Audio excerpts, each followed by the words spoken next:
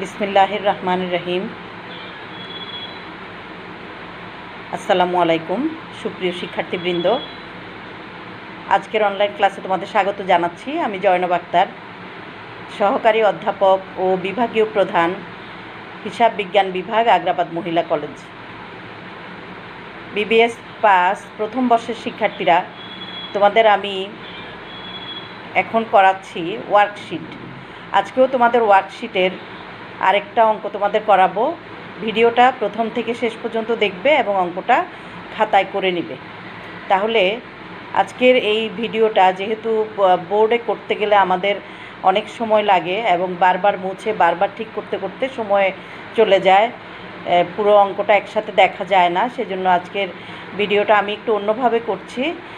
আমি দুইটা ভাগে ভাগ করেছি। এখন আমি একটু স্ক্রিন শেয়ার করব। প্রথমে একটু প্রশ্নটা দেখে নাও, তারপরে আমরা অঙ্কটা শুরু করব। তাহলে এখন প্রশ্নটা দেখে নাও। প্রিয় শিক্ষার্থীরা, তোমাদেরকে আমি প্রশ্নটা স্ক্রিনে দেখাচ্ছি। প্রশ্নটা তোমরা একটু দেখে নাও। প্রশ্নটা হলো, আমি রেওয়ামিটাই বলে দিচ্ছি। ক্যাশ 2000 টাকা, অ্যাকাউন্টস রিসিভেবল 10,200 টাকা, প্রিপেইড রেন্ট 3000 টাকা, সাপ্লাইস 1000 টাকা, ইকুইপমেন্ট 25,000 টাকা, অ্যাকুমুলেটেড ডেপ্রিসিয়েশন 2500, বিল্ডিং 75,000, তারপরে অ্যাকুমুলেটেড ডেপ্রিসিয়েশন বিল্ডিং 3000, এরপরে আছে accounts payable 7,000, un revenue 8,000, capital 40,000, drawing 500, service revenue 74,000, তারপরে আছে ট্রাভেলিং এক্সপেন্স বা ভ্রমণ খরচ 6,000, স্যালারিজ এক্সপেন্স 11,000 এবং মিসেলেনিয়াস এক্সপেন্স 1,500। সমন্বয় হচ্ছে ফিজিক্যাল কাউন্ট রিভিলস অনলি টাকা 250 অফ সাপ্লাইজ অন হ্যান্ড, অর্থাৎ সাপ্লাইজ হাতে মজুদ আছে 250 টাকা। সাপ্লাই ছিল 1,000 টাকা, তাহলে হাতে যদি 250 টাকা থাকে তাহলে বাকি টাকাকে খরচ ধরতে হবে। ডেপ্রিসিয়েশান 10% অন অরিজিনাল কস্টের উপর 10% ধরতে হবে ইকুইপমেন্টসের উপর। এরপরে আছে the balance of prepaid rent March 31, 2002 টাকা 500। তো যেহেতু প্রিপেড রেন্ট 3,000 টাকা ছিল, যেহেতু মার্চের 31 তারিখে ব্যালেন্স যদি 500 টাকা হয় তাহলে বাকি টাকা এক্সপেন্স হিসাবে ধরতে হবে 2,500 টাকা। রেন্ট এক্সপেন্স 2,500 টাকা। এরপরে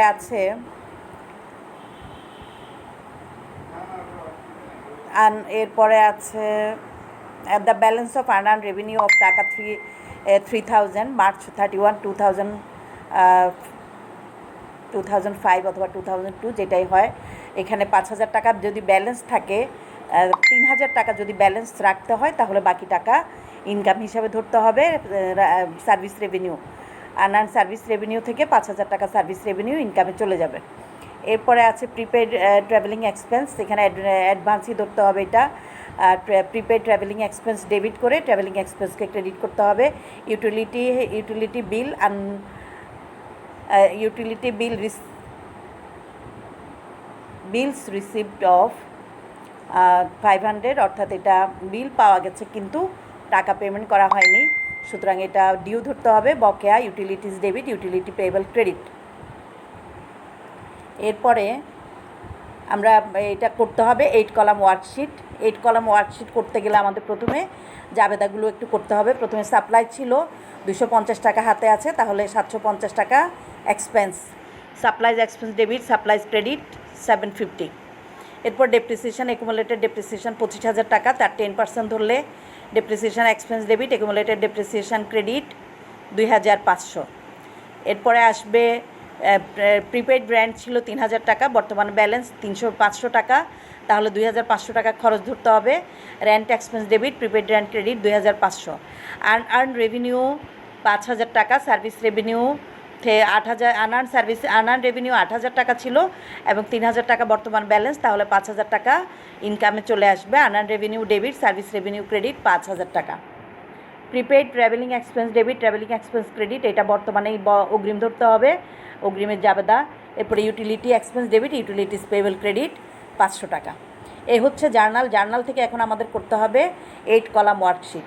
8 কলাম ওয়ার্কশিট হলো যেহেতু 10 কলাম ওয়ার্কশিটে ট্রায়াল ব্যালেন্স অ্যাডজাস্টমেন্ট, এরপর একটা অ্যাডজাস্টেড ট্রায়াল ব্যালেন্স আসে, কিন্তু 8 কলাম ওয়ার্কশিটে সেই অ্যাডজাস্টেড ট্রায়াল ব্যালেন্সটা আসবে না। ট্রায়াল ব্যালেন্স এবং অ্যাডজাস্টমেন্ট এই দুইটা সমন্বয় করে আমাদেরকে ইনকাম স্টেটমেন্টে লিখতে হবে, এই দুইটা সমন্বয় করে ব্যালেন্স শিটে লিখতে হবে। তাহলে আমরা যদি প্রথমে আমরা প্রিপেড রেন্টটা আমরা যদি লিখি, আমাদের জাবেদাটা সাপ্লাইজে ছিল, প্রথম জাবেদাটা হচ্ছে সাপ্লাইজের 750 টাকা এক্সপেন্স, তাহলে supplies expense debit, supplies credit 750 টাকা, এটা 4 নাম্বার আইটেমে আছে, এটা বাদ দিয়ে ব্যালেন্স হবে 250 টাকা সাপ্লাইজ। তারপরে প্রিপেড রেন্ট ছিল, ডেপ্রিসিয়েশন ছিল, এরপরে প্রিপেড রেন্ট। ডেপ্রিসিয়েশান 2500 টাকা, এবার অ্যাকুমুলেটেড ডেপ্রিসিয়েশান 2500 ক্রেডিট, আর ডেপ্রিসিয়েশান এক্সপেন্স নিচের দিকে আছে, ডেপ্রিসিয়েশান এক্সপেন্স 2500 ক্রেডিট। 2 নাম্বার সমন্বয়। 3 নাম্বার সমন্বয় হচ্ছে প্রিপেড রেন্টে 500 টাকা ব্যালেন্স রাখতে গেলে 2500 টাকা এক্সপেন্স ধরতে হবে, তাহলে rent expense debit, prepaid rent credit 2500। এরপরে আসবে তারপরে আসবে রেন্টের পরে এর পরবর্তী জাবেদা হচ্ছে আনআর্ন রেভিনিউ। আনআর্ন রেভিনিউর জাবেদাটা আসবে, আনআর্ন রেভিনিউ ডেবিট করতে হয়। আনআর্ন রেভিনিউকে দেখো আমরা ডেবিট করলাম, আনআর্ন রেভিনিউ ডেবিট আর রেন্ট রেভিনিউ ক্রেডিট। তাহলে revenue credit, unearned revenue debit, rent revenue আমরা ক্রেডিট করলাম, আর আনআর্ন রেভিনিউ ডেবিট করলাম 5000 টাকা। তাহলে আনআর্ন থেকে বাদ যাবে আর সার্ভিস রেভিনিউর সাথে যোগ করতে হবে। এরপরে আসবে ট্রাভেলিং এক্সপেন্স, এটা ছিল প্রিপেড বা advance. Prepaid travelling expense debit নিচে আছে, আর ট্রাভেলিং এক্সপেন্স ক্রেডিট করতে হবে, টাকার অ্যামাউন্টটা হলো 2000 টাকা। তারপরে utilities expense debit, utility payable credit, একদম নিচের দিকে দেখো, ইউটিলিটি এক্সপেন্স ডেবিট 500 টাকা, ইউটিলিটিস পেয়েবল ক্রেডিট 500 টাকা। ডেবিটটা ডেবিট দিকে বসবে, ক্রেডিটটা ক্রেডিট দিকে বসবে। তাহলে এখন আমরা অ্যাডজাস্টমেন্টগুলো ট্রায়াল ব্যালেন্সের সাথে যোগ করে আমরা বসাবো। যেগুলো ইনকাম স্টেটমেন্টে যাবে সেগুলো ইনকাম স্টেটমেন্টে লিখবো, যেগুলো ব্যালেন্স শিটে যাবে সেগুলো আমরা ব্যালেন্স শিটে লিখবো। প্রথমে দেখো ক্যাশ অ্যাকাউন্ট 2000 টাকা, ব্যালেন্স শিটে সরাসরি ডেবিট দিকে বসবে অ্যাসেট সাইডে। অ্যাকাউন্টস রিসিভেবল 10,200 টাকা, সরাসরি ব্যালেন্স শিটের অ্যাসেট সাইডে। প্রিপেড রেন্ট বাদ দিয়ে 500 টাকা ব্যালেন্স, বাদ দিয়ে 500 টাকা ব্যালেন্স, সেটা সরাসরি অ্যাসেটে। সাপ্লাইজ বাদ দিয়ে 250 টাকা ব্যালেন্স, সেটা অ্যাসেটে বসবে। ইকুইপমেন্ট 25,000 টাকা যেভাবে ছিল সেভাবেই আসবে। অ্যাকুমুলেটেড ডেপ্রিসিয়েশান 2500 যোগ করে ব্যালেন্স শিটের ক্রেডিটে যাবে। এরপরে আসবে বিল্ডিং 75,000, আগের মতোই থাকবে ব্যালেন্স শিটের ডেবিটে। অ্যাকুমুলেটেড ডেপ্রিসিয়েশান পরিবর্তন হয়নি, সুতরাং আগের মতোই থাকবে 3000 টাকা ক্রেডিট।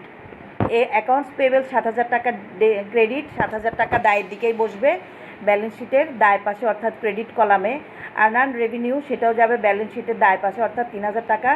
8,000 টাকা ক্রেডিট, 5,000 টাকা ডেবিট, বাদ দিয়ে 3000 টাকা ক্রেডিট।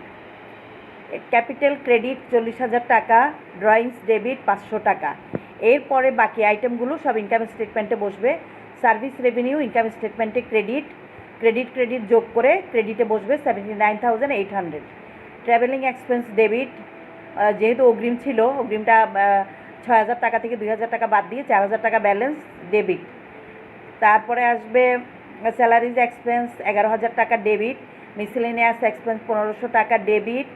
এরপরে আসবে সাপ্লাইজ এক্সপেন্স 750 টাকা ডেবিট, ডেপ্রিসিয়েশান এক্সপেন্স 2,500 টাকা ইনকাম স্টেটমেন্টে ডেবিট, রেন্ট এক্সপেন্স 2,500 টাকা ইনকাম স্টেটমেন্টে ডেবিট। এরপরে ট্রাভেলিং এক্সপেন্স,